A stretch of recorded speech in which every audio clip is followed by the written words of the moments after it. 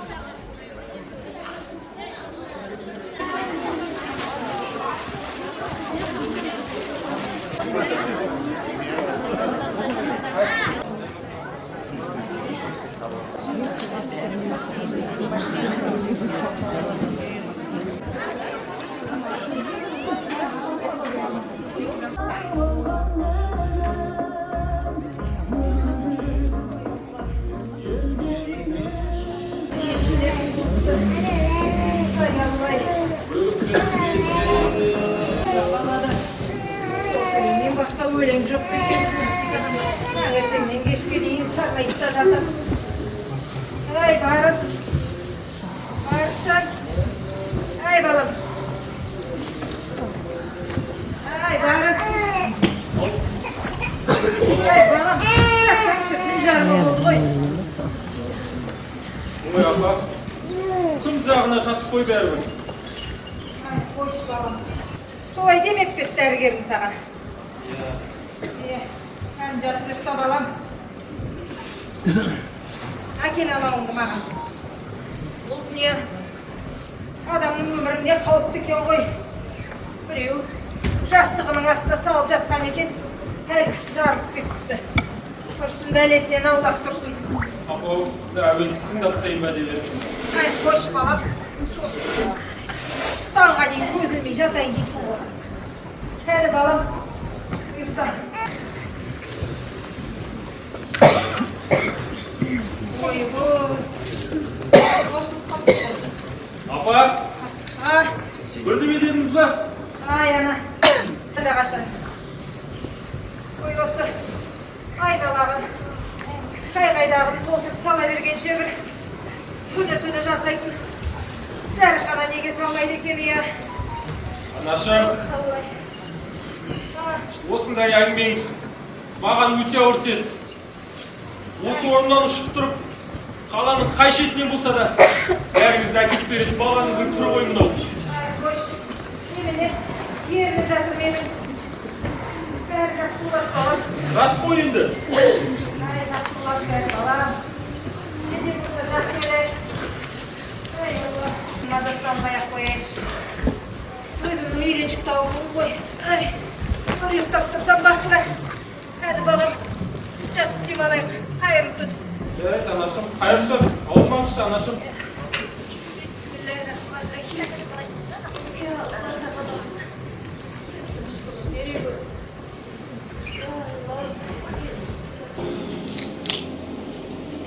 Ой. Апа. Апа. Телефон сағат неше болды екен? Апам. Апам ерте тұрушы еді. Апа. Әлде түнімен ауырып мазасы кетіп ұйықтай алмады ма екен? Жарайды, жата тұрсын. Үнсіз болмас дүние, үнсіз болмас. Үнсіз болмас дүние, үнсіз болмас. Өкінбесін, өкінбесін.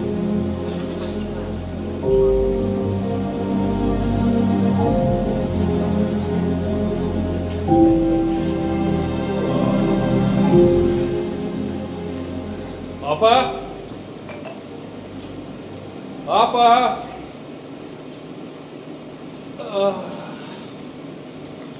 Anaşım. Skolda koy, birдеме desеңізші. Apa? Anaşım. Anaşım.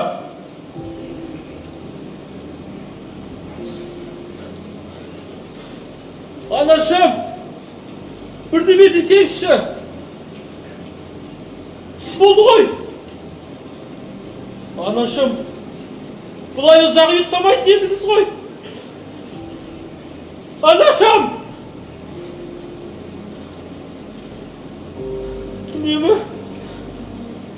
Үнемі жақсы ойла дейсіз. Осыдан кейін қалай жақсы ойлаймын? Анашым деймін. Тастамаңызшы мені. Анашым. Анашым. Тастамаңызшы мені. Ай, Құдайым-ай. Өзім құлап, сал болған маздай. Кімнің жағасын өтеп жатырмын? Айтыңызшы, дәл осылай сыналатындай кімге не жазды мен? Анашым! Анашым дей! Тастамаңызшы мені. Анашым!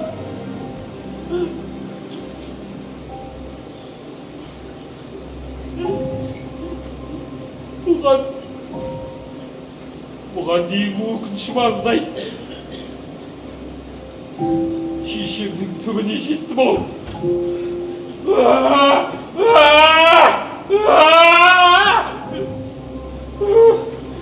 Өртеп барады жаман ойлар.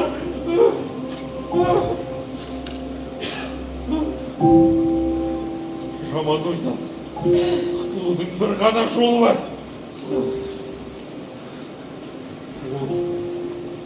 Өзімді жоқ қылу.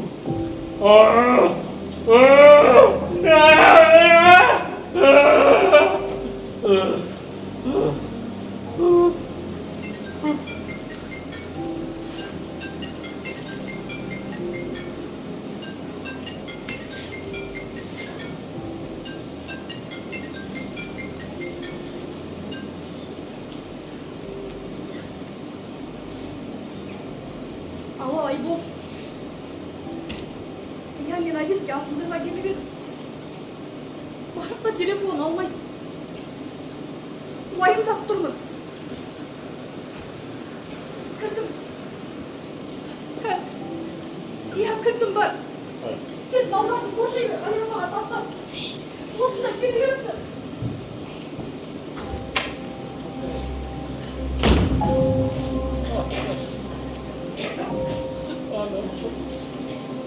Anашым тастамаңызшы. Апа, барыс.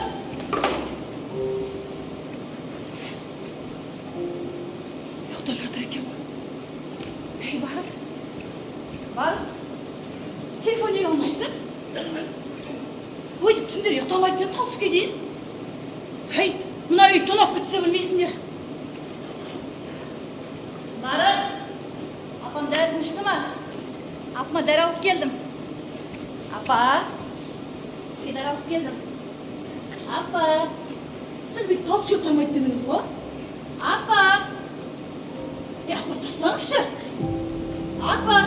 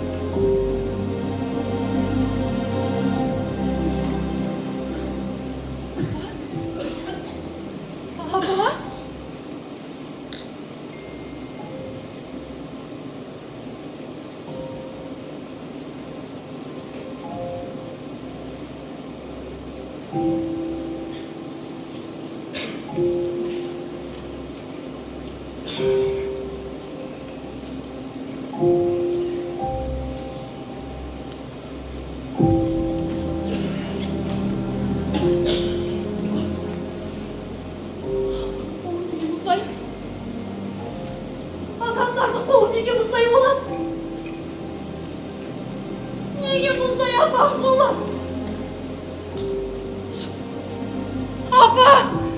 Апа! Апа, жоқ! Апа! Апа! Есігінен алып келдім ғой! Апа! Апа! Апа! Тұршы көттем, апа! Қарашы, апа!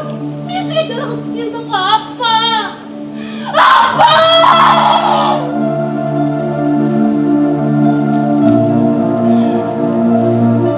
Қызымды кімге тастап кеттің, апа?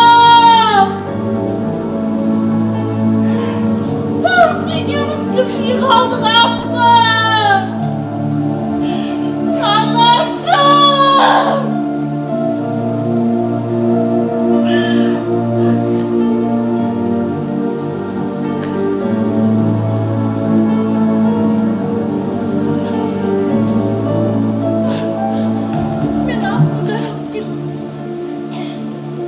Мен дәрі алып келдім.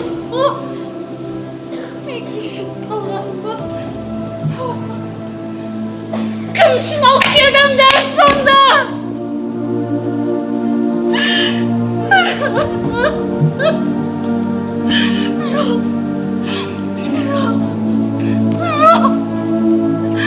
Жоқ, бағыз! Жоқ! Сен неге мені жанықсың? Неге үндемейсің сен?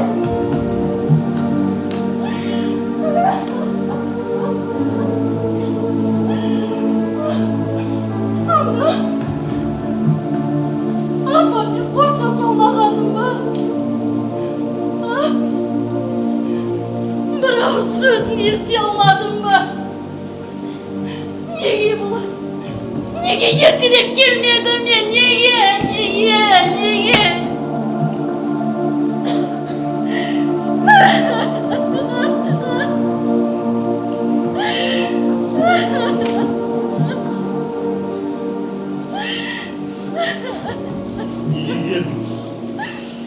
Неге келдің? Кім шақырды сені? Кет! Шық үйден! Кет! Бос кетпей, мына жастықпен мені тұншықтырып өтіріп кет! Мен бейшара. Өз-өзіме қол жұмсауға әлім келмей жатыр. Бауырым, барсың.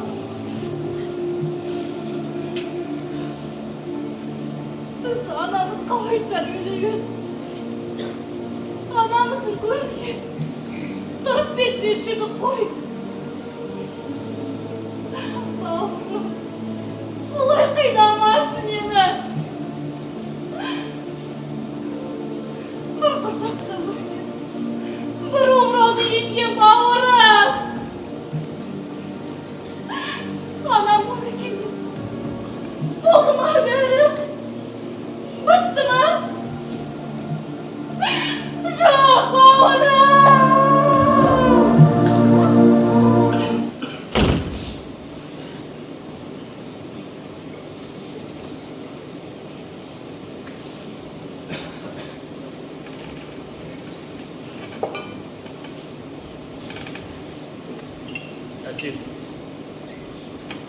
Әсел,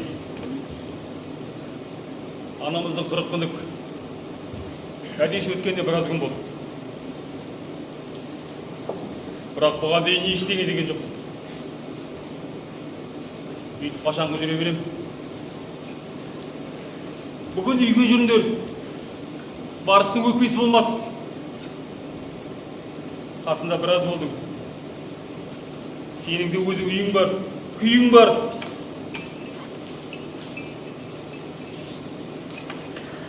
Айбол,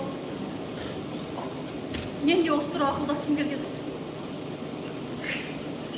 Мен де басым қатып кетті. Маған да оңай емес. Бізде екі жол бар.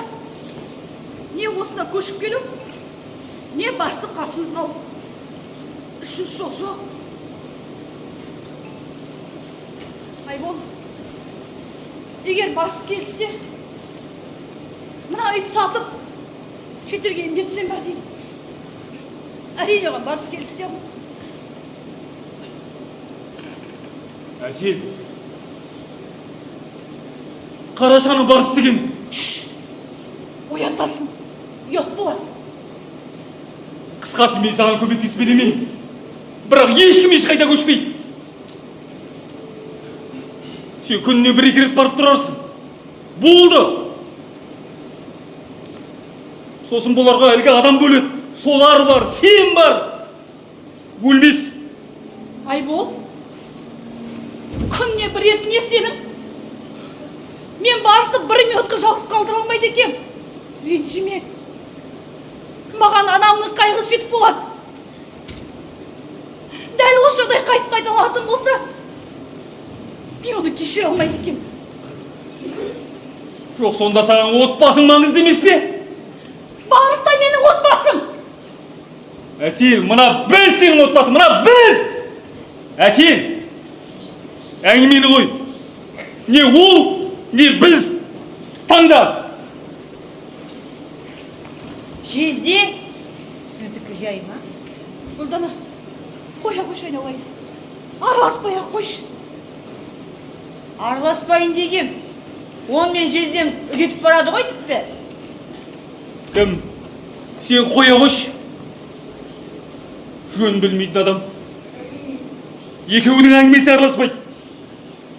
Сонда келіншегінің туған бауырын тағдыр тәлкегіне тастауға мәжбүрлеп тұрып, ненің дұрыс, ненің бұрыс екен, мына сіз үйретейін дедіңіз бе? Сізде жүректегі бар ма? Айналайын, ұлдана, сөз түсінбейтін адамға сөзің шығын сенің. Жүрш, сөз таластыр, дағласын оны. Жоқ, түсінші! Бауырдың басына үс түскенде, мына біз қолданмасақ адамдығымыз қайсысы? Жезде, немене барыс өмір бойы арбада отырады деп ойладыңыз ба? Bir күні ол да қасқайып тұрады осы жерде. Көресіз әлі. Ал сіздің тап осындай сынаққа тап болмайтыныңызға кім кепіл? Ұлдана, қарғап сілеме адамды. Адам екенсіз ғой. Біле білсеңіз, бұл барыстың басында ғана сынақ емес. Бәріміз сыналып жатырмыз. Сен де жезде, мен де. Гүле, сен де. Бәріміз сыналып жатырмыз. Адамдығымыз сыналып жатыр. Өтіңіз жарып кетсе де айтайын. Сіз бұл сынақтан өте алмадыңыз. Мыналарға сөзім шығын. Әсел! Айбол, мен айтарымды айттым. Қалғанын өзің шеш. Ой, сендерге бір сөзім шығын. Кеттім мен.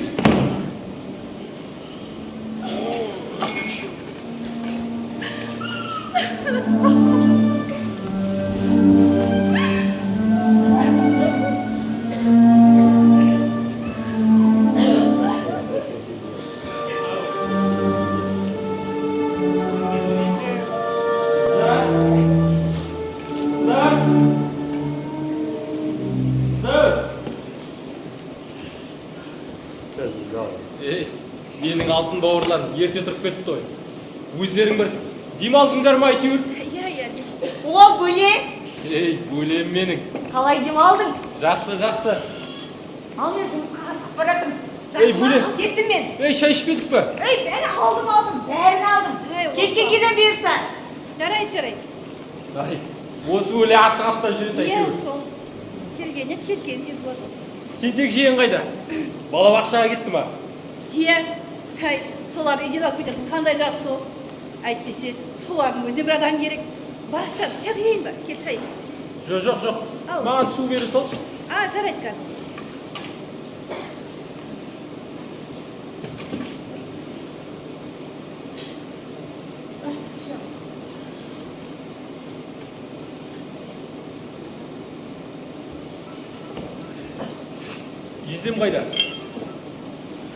Жездем қайда?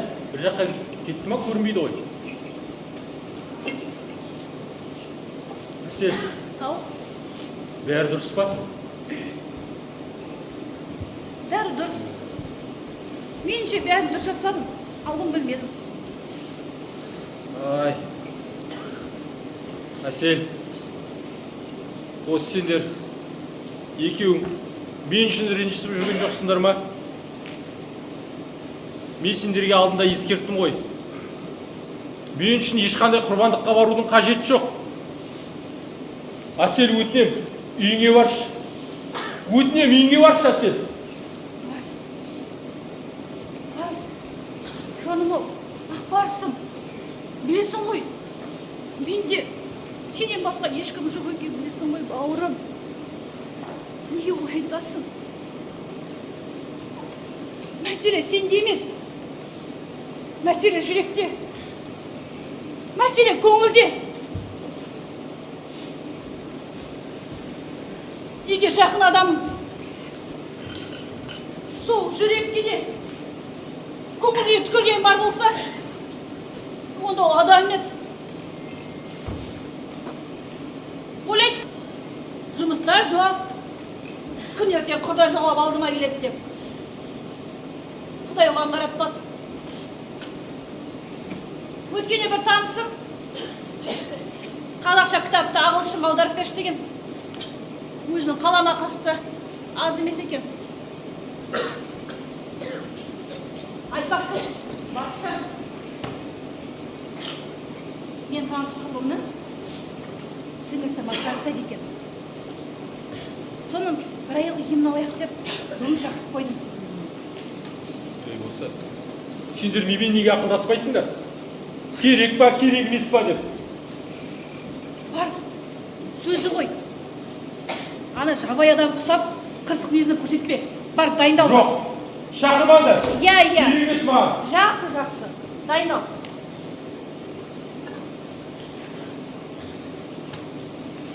Сәлеметсіз бе? Гүлжан, амансың ба? Мен Барыстың апасы Әсел боламын. Сіз туралы айтқан. Айтқан шығар. Өтеуге ары қарай мен Барысты алып келейін. Қалай, былай жүрейін ба? Иә, тіке жүріп, оңға бұрыла ғой.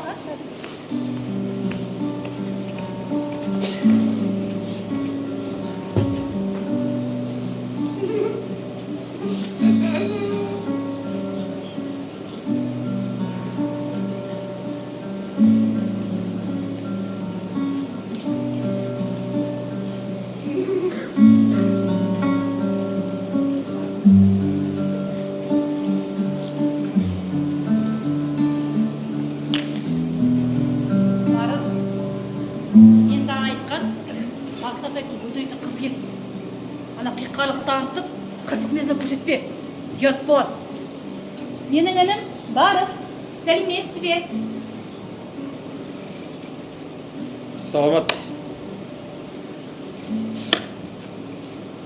Туған жылыңыз? 1987. Фамилиясы? Базарбаев Барыс. Базарбаев Барыс. Арбада отырғаныңызға көп болды ма? Иә. Санамаппыз. Есің сау ма? Саған сұрақ қойып тұр ғой.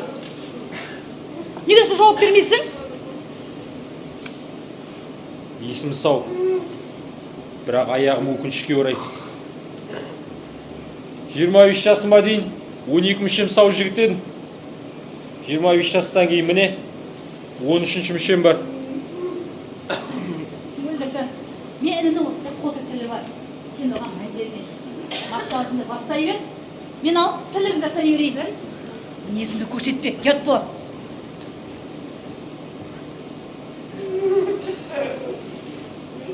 Қарындас. Қарындас. Ау? Мына сажыңыздан кейін мен аттай шауып кетем ба? Соған кепіл бересіз ба? Кепіл сұрайсыз ба? Мен сізге сұрақ қойып тұрмын. Алдымен танысып алайық. Есімім Мөлдір. Мен сізден есіміңізді емес, еміңізді сұрап отырмын. Бұл өмірде ештеңеге кепіл жоқ қой. Ал массаж сізге керек. Ол сөзсіз. Маған не керегін өзім шешейін. Ал дәл қазір сізді шығарып салуға рұқсат етіңіз. Мына жерді сезесіз бе? Мөлдір, ұстамаңыз. Мына жеріңіз ше? Мөлдір, шығыңыз деймін.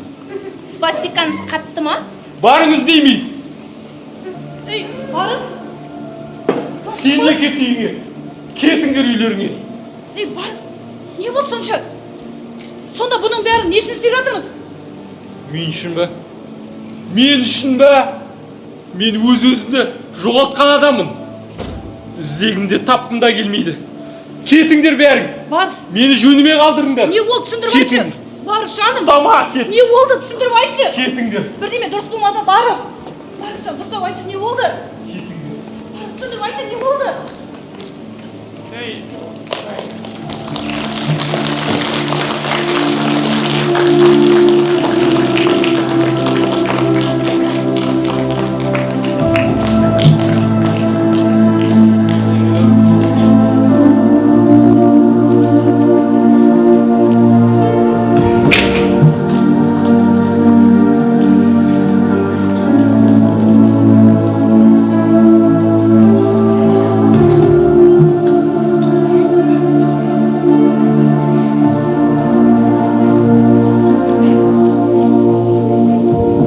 Өлдім, ең бірінші есінде ма? Барыс екеуің арада шалам деп, тіпті алтырап қалып оны естеп, не ойғанымды білмеймін. Кеш, шай ішші.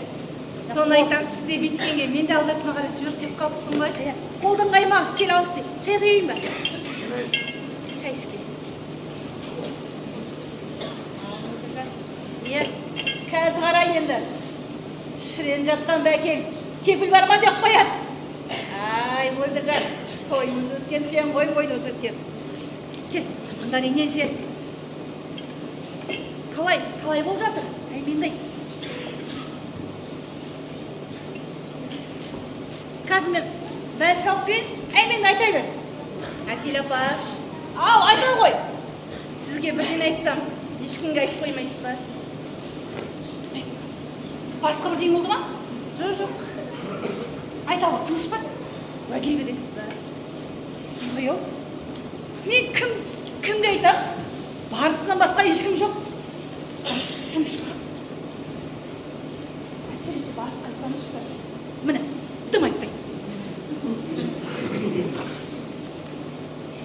Әсел апа, Ау, айта ғой. барыс маған ұнайды. Барыс маған ұнайды?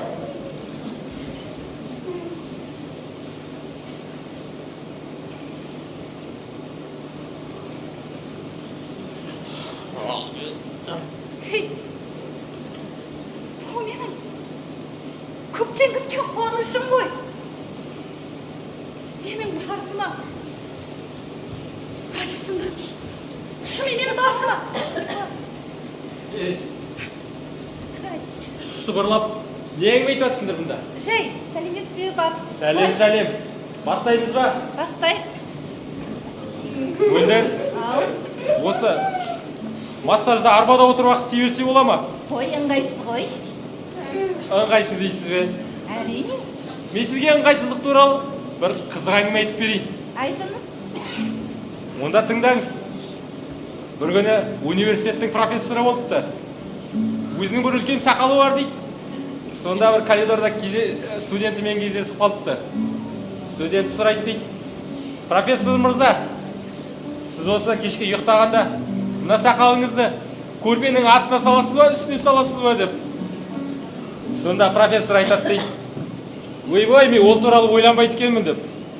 Арада 3-4 күн өтеді. Екеуі қайтып коридорда кездесіп қалады. Сонда профессор айтады дейді: ей, бар болғыр бәленшей, әлгі сұрақ тимаған қайдан ғана қойдың? Енді түнде ұйықтағанда мына сақалымды көрпенің астына салсам да, үстіне салсам да ұйықтай алмайын деп айтады дейді. Ой, барыс қандай қызықты. Бірақ массажда арбада отырып жасау ыңғайсыз. Жүріңіз. Жай.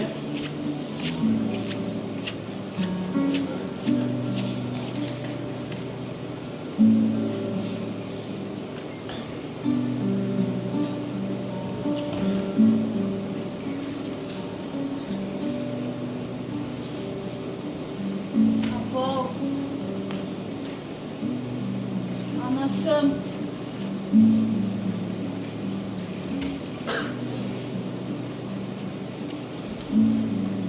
Сен қатсам.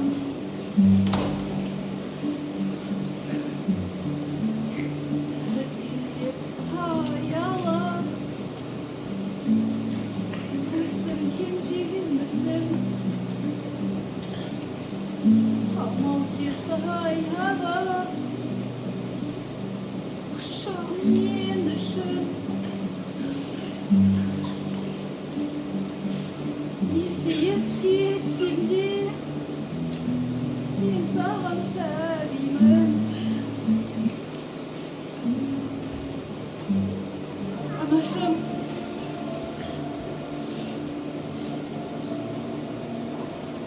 біз сені қатты сағындық.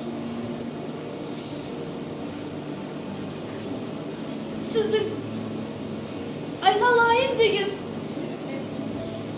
жылы сөзің жетпейді. Иә, күн бөлектен сақта. Шүкір ет дедіңіз. Шүкіріміз. Барсыңыз. Ем алып жатыр. Анашым, бізде Алла берса той болады. Иә. Барсыңыз, үйленеді.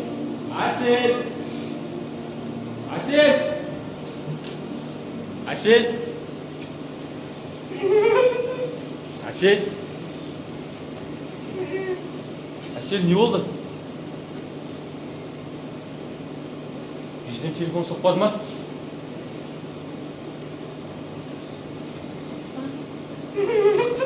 Жалпы сөйлесшім. Бұған сенің қатысың жоқ. Менің қалай қатысым болмайды бұған? Солай. Нүкте. Арыс. Кет, сен жайлы сөйлесейші. Сен жайлы. Маған не болыпты? Ана, мөлдірейтін қыз бар ғой. Соның сенде ойы бар. Не дейді? Ой нес? Солай, бауырым.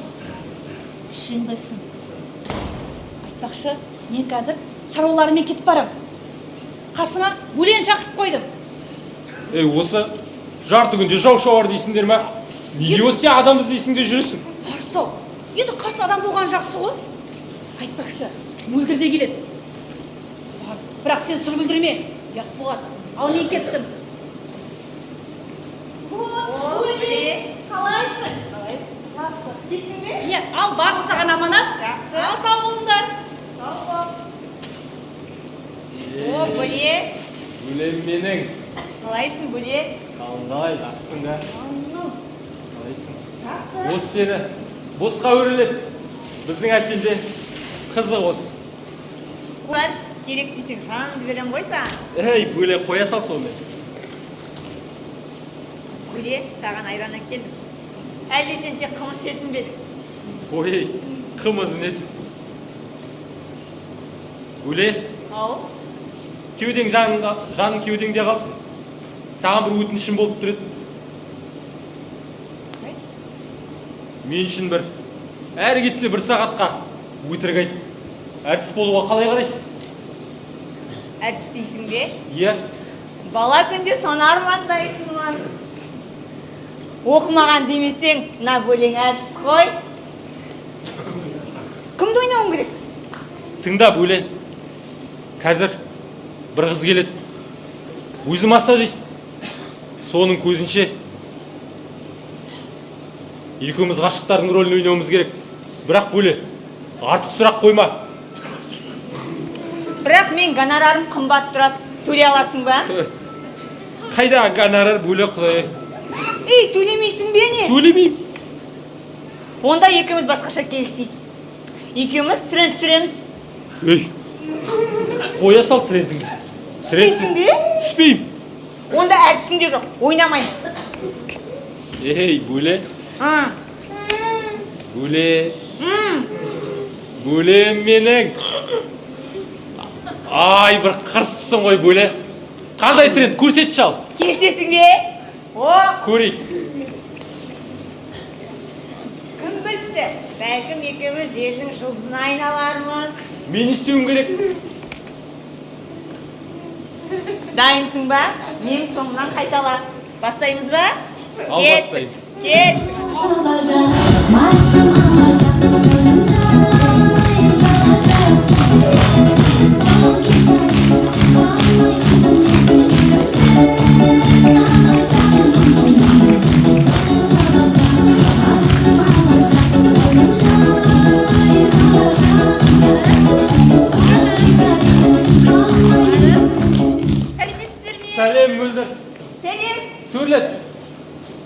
Айтпақшы Мөлдір, танысып қой.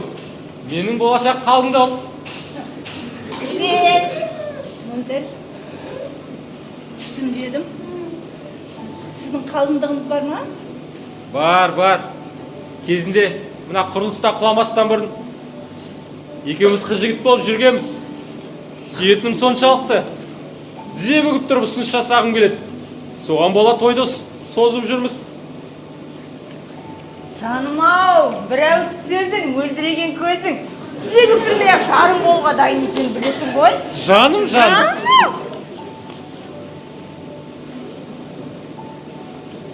Барыс, ренжімесеңіз бүгін мен тығыз шаруаларым бар еді. Жүре берсем деп едім. Жоқ, реніш жоқ. Қайта сүйгенімен оңаша қалғым келіп тұр еді. Сау болыңыз. Сау болыңыз. Амасын! Ей, Мөлдір? Ай, анаңызға не істеріңдер, байғұс тұрсын. Төрде жоқ қой. Әсел, Оскар әкелізге. Ай, мына қайда Оскар? Не Мөлдір тағы? Тамақ іштіңдер ме өздерің? Іштік. Ішкен жоқпыз. Ай, іштіңдер ме, ішкен жоқсыңдар ма? Ішкен жоқпыз. Ай, сендерді ғой деймін. Шайнек қойдыңдар ма? Онда істеген жоқсыңдар. Ал, жүр, үйге жүрдер. Жүріңдер бол. Кетті! Сәйші! Ей, құлайсыңдар, құлайсыңдар.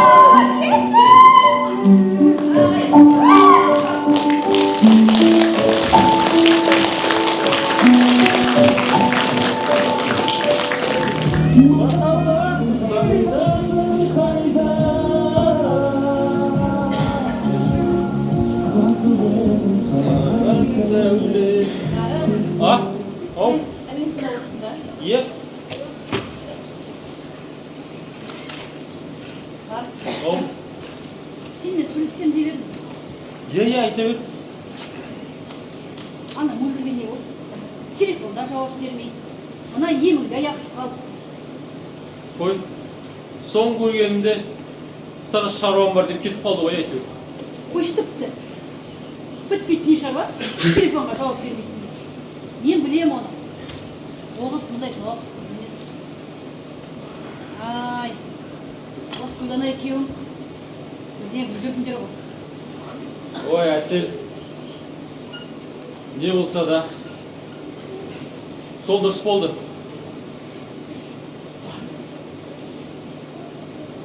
Сенің несін дұрыс па?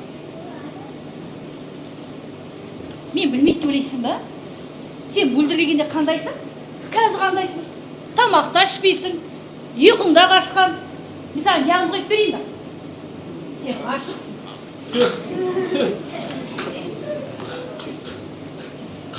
Қайдағы ғашықтық? Мына жағдайлардан кейін менде ғашық болуға жүрек қалды дейсің ба? Ай, қайдам.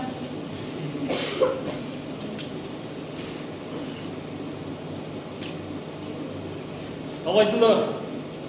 Амансыңдар ма? Ұрсатыс келгенім айып етпессіңдер. Кеткенде қыз сұраған ештеңең жоқ.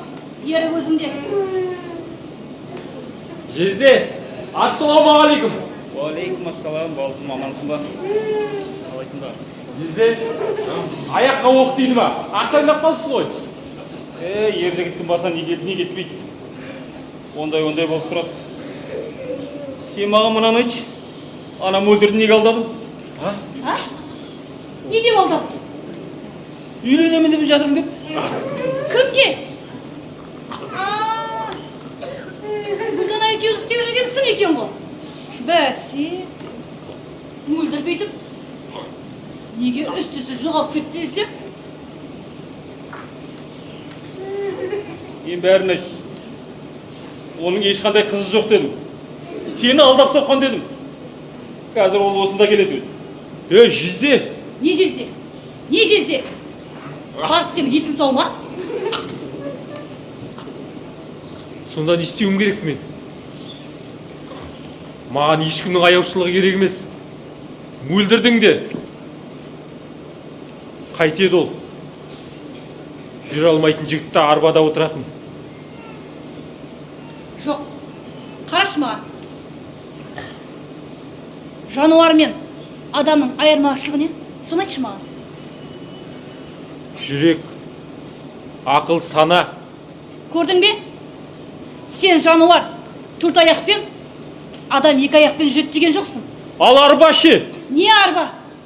Арба, иә. Сенде ар бар, намыс бар, сана, жүрек бар. Ал сол мөлдір, сол жүрекке ғашық. Мен оны байқамайды деп ойлайсың ба? Сен мөлдір келгенде балаша қуанатын мен көрмейді деп ойлайсың ба? Әлде сенің бақытты болған қақың жоқ па? Барыс, өткеніңді ойлап, өкпелеудің қажеті жоқ. Бүгініңді бағала.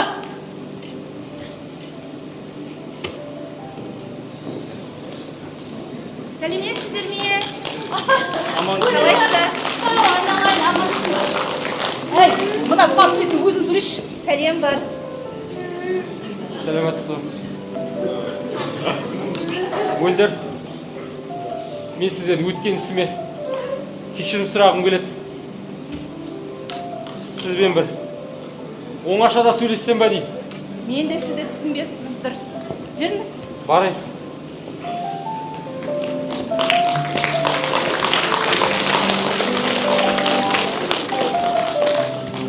Айбол, рахмет саған. Ен жүре берсең болады. Мен әлі айтарымды айтып болған жоқ. Айта жағын кетпес, тыңдап тұр. Әсел, мен мөлдірмен ауруханада кездесіп қалдым. 2 ай бұрын жол апатына түстім. Мен жатқан ауруханада медбике екен. Бұрыннан да танимын ғой.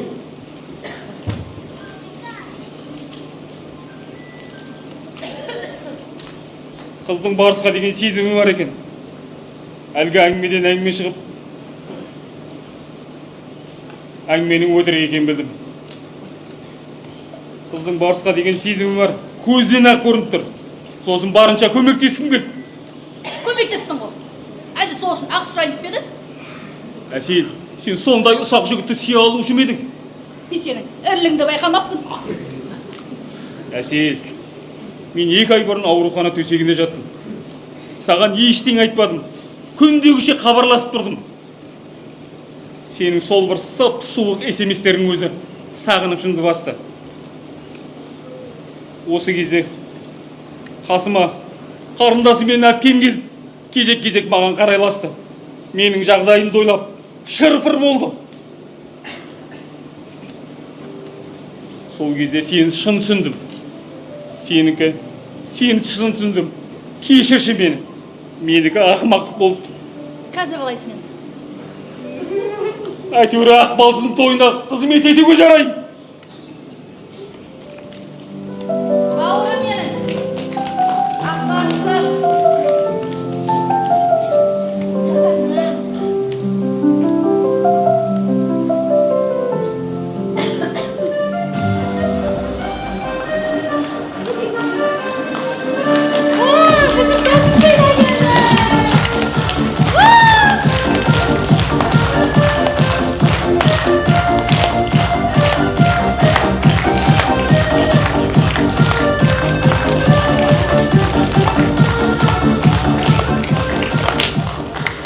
Көне, туған күні құтты болсын.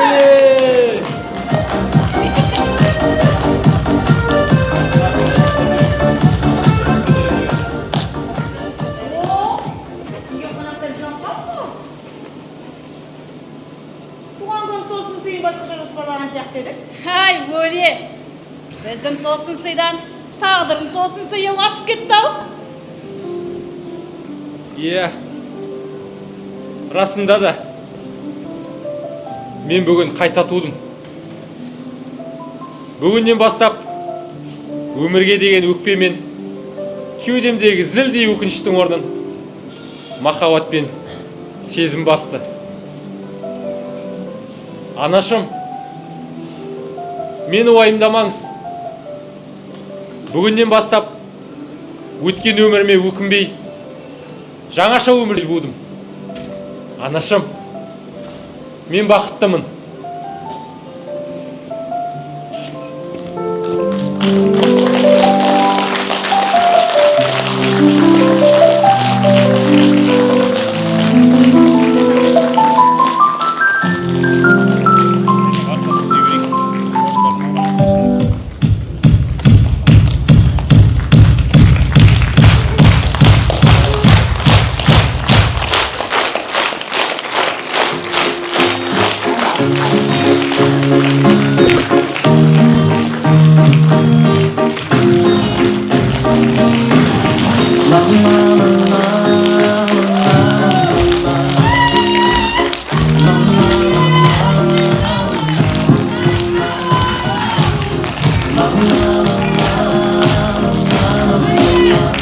Құрметті көрермендер, сіздердің тамашалағандарыңыз Светлана Қалиеваның авторлық туындысы «Өкінбесен» драмасы. Мамасы рөлінде Гинаятова Бақытгүл. Барысы рөлінде Қабдолов Жаслан. Әріптесі рөлінде Әсел Утибалиева Гүлден.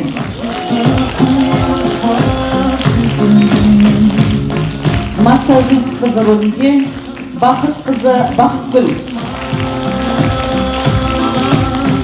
Гүлдана рөлінде Камашева Айгерім. Айбол жездесінің рөлінде Дүйсенғалиев Тұрлан.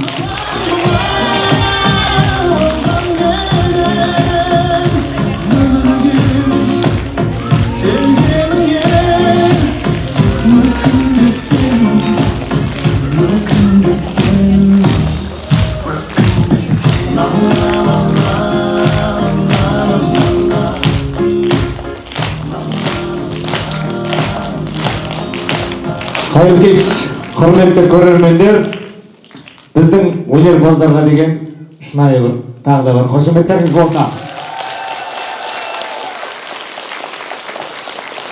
Құрметті қонақтар, қадірлі көрермендер, театр жанашырлары, ресми бөлімге өтпес бұрын бүгін сахнада өнер көрсетіп жүрген жанын, өмірін осы қойылымға арнаған керемет жандарға тағы да бір құрмет қошемет. Талшын инклюзивті театрының актерлеріне сіздерге шынайылықтарыңыз үшін осы өмір жолдарыңызда сахна арқылы жеткізіп, бізге ең бастысы өмірлік құндылықты еш нәрсеге өкінбей, алға қарай өмір сүруді еске салғандарыңыз үшін үлкен алғыс айтамыз. Бүгін біз ерекше қойылымның куәсі болып отырмыз.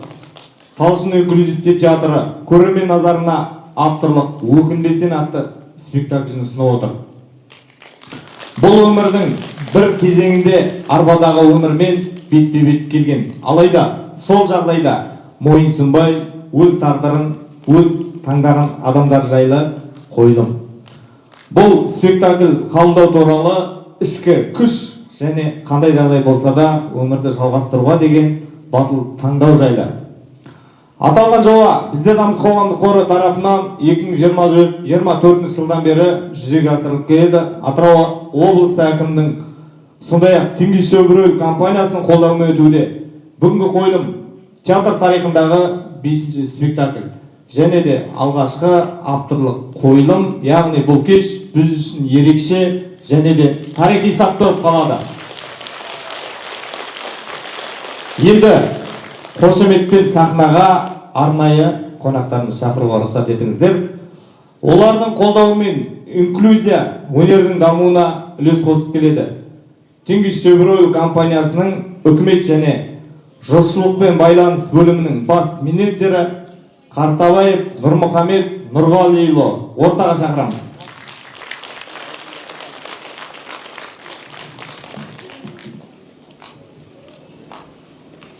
Құрметті Атырау тұрғындары, құрметті қонақтар, осындай керемет шарада қатысып отқаныма өте қуанышты болып отырмын. Енді жүректі толғандыратын спектакль болды. Енді осындай спектакльдер, осындай арбада отыратын жандардың күнделікті үміттері мен күрестерін көрсетеді шынайы. Соны өзімізден өткізіп, жақсы толқын, жақсы сезім алып, солардың қажеттіліктерін түсініп, соларға қолдау көрсетуге өзіміздің үлесімізді қосып отырғандарымызға қуанып отырмын. Әрі де осындай жақсы бастамаларды қолдауға қашан дайынбыз. Сахнада ойнаған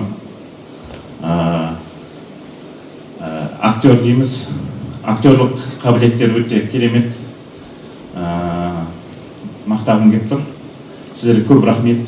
Осындай бізге жеткізгендеріңізге, осындай жақсы сезімді. Бұл жоба енді авторлық жоба болып тұр. Бұл жобаны бұдан да бірнеше жылдан бері жобаларды қолдап келе жатырмыз. Әрі қарай жалғастырамыз. Енді барлығыңызға енді зор денсаулық тілеймін. Енді үмітсіз шайтан дейді. Әрқашанда үмітіміз жақсы болсын, жақсы сөз жарым ырыс дегендей, жаңағы айтып жатқандай, жақсы ниетпен әрқашанда жүре берейік. Сол әрқашан аспанымыз ашық болсын. Жүрген жеріміз әрқашан гүл бітіп, тек қана жақсылықтан жақсылыққа, тойдан тойға ұласа берсін барлығы. Сол барлығыңызға рахмет. Сол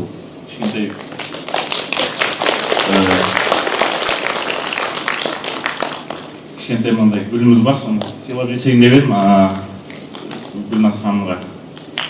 Сол рахмет сізге.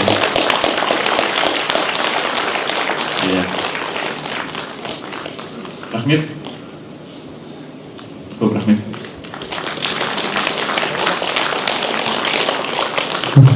Нұрмұхамед Нұрғалиұлы, жол лебізіңізге және де қолдауыңызға көптен көп рахмет айтамыз. Рахмет.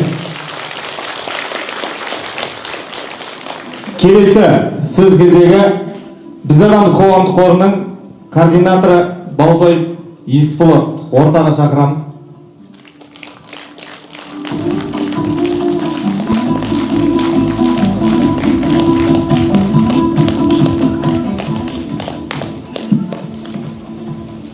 Ассалаумағалейкум, қазақ елім. Рахмет, бүгінгі қойылымға қош келдіңіздер. Қолдап келген жандарға шын жүректен рахмет. Осыдан 16 жыл бұрын бәріміз үйде отырсақ, осы 4-5 жылдықта сахнаға шығып, барлық қазақ елімізге шын жүректен айтарым, ешқашанда бірімізді шектемей, осындай қолдап бірімізге көтерсек, әлі алынбайтын қамал жоқ. Өсіп келе жатқан жастарымызды, осы алдымызда отырған жігіттердің барлығы да шын айтқанда айтсақ, адамның көзіне жасы келеді. 36 жыл үйден шықпау, 46 жыл үйден шықпау, өмірде телевизор қарап жату дейтін адамның шыдамсыз нәрсе, өйткені өзіміздің басымыздан өткен нәрсе, сондықтан ондай нәрсе болмасын. Әрине, адамның басына келеді, жағдайлар осындай түсіп қаламыз, сондай кездерде біз барымыз, біздің ортамыз бар, қорғаймыз, қолдаймыз, тек алға бірге жүреміз. Біз сізді жақсы көреміз, қазақ елім. Бақытты болайық, ешқашан шектелмей, мүмкіндігі жандар. Тек өмірде шын осы 12 мүшесі сау адамдармен бірге сахнада ойнай берсін. Рахмет, қош келдіңіздер. Балбай Есболат мырзаға көптен көп рахмет. Біздің мотиваторымыз әрбір айтқан сөзі жүрекке жылу беретін жан. Сіздерге қолдау мен жылы лебіздеріңіз үшін шынайы алғыс білдіреміз. Ал енді ерекше әрі маңызды сәт. Әрбір спектакль идеядан басталады, шынайы сезімнен.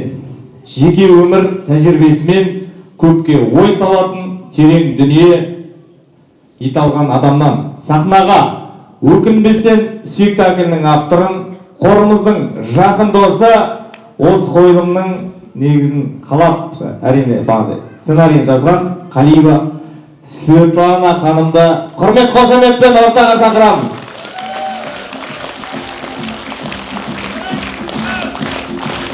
Қош келдіңіз.